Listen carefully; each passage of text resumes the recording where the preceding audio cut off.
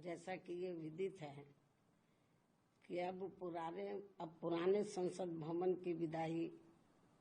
हो चुकी है, जिसे आसानी से भुलाया नहीं जा सकता है। और वहाँ मुझे भी संसद के दोनों सदनों में जाने का मौका मिला है। ये मेरे लिए सौभाग्य की भी बात है। तो वहीं दूसरी तरफ आज से वहाँ नवनिर्मित संसद भवन की भी शुरुआत की जा रही है, जिसका हमारी पार्टी दिल से स्वागत करती है। और आज इस नए संसद भवन में केंद्र सरकार द्वारा महिला आरक्षण बिल प्रस्तुत किया जाएगा। यह ऐसी मीडिया में काफी आम चर्चा है, जिसके पक्ष में बीएसपी सहित अधिकांश पार्टियां भी अपना मत देंगी, ऐसी भी पूरी संभावना है। अन्य पार्टियों के बारे में भी। ऐसी स्थिति में हमारी पार्टी को पूरी उम्मीद है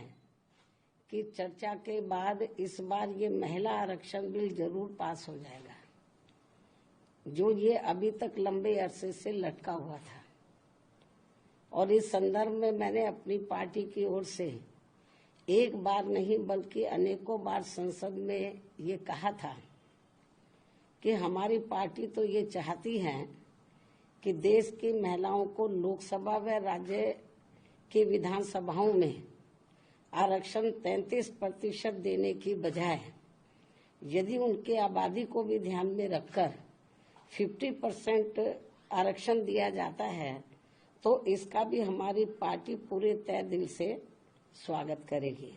सरकार इसके बारे में भी जरूर सोच विचार करे। लेकिन इसके साथ साथ ये भी कहा था कि महिलाओं को जो भी आरक्षण दिया जाता है तो उसमें से एससी, एसटी व ओबीसी वर्गों की महिलाओं का आरक्षण का कोटा अलग से सुनिश्चित किया जाना चाहिए। अर्थात इन्हें यानी कि एससी व एसटी को अब तक मिल रहे कोटे में शामिल ना किया जाए, क्योंकि बात ये चल रही है कि जो पहले से एससी एसटी को आरक्षण मिला हुआ है लोकसभा व विधानसभा में, जो भी इनको आरक्षण है तो उसमें से इनको कोटा दिया जाए।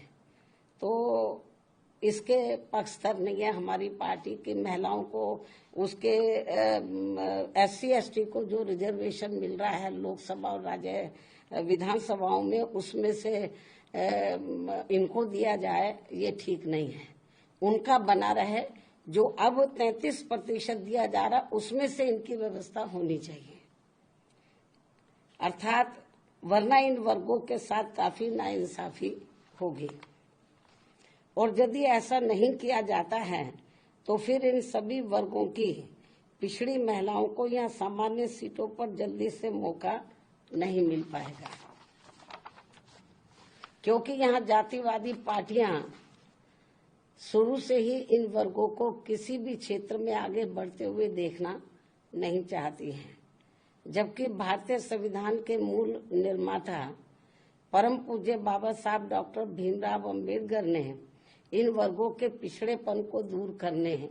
व इन्हें स्वाभिमान की जिंदगी बसर करने के लिए इन्हें सरकारी नौकरियों व राजनीति आदि में अलग से इसलिए आरक्षण देने की व्यवस्था की थी,